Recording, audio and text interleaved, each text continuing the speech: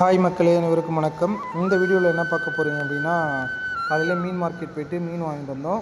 1 kilo கவலை மீன், நாட்டு கவலை 1 கிலோ 100 ரூபாய் எங்கள் ஊரில். உங்கள் ஊரில் இந்த மீன் என்ன மீனுங்கிறத சொல்லுங்கள். ப்ளஸ் இதுக்கு என்ன பேருங்கிறத சொல்லுங்கள். இது எவ்வளோ ரேட்டுங்கிறத கீழே கமெண்ட் பாக்ஸில் சொல்லுங்கள்.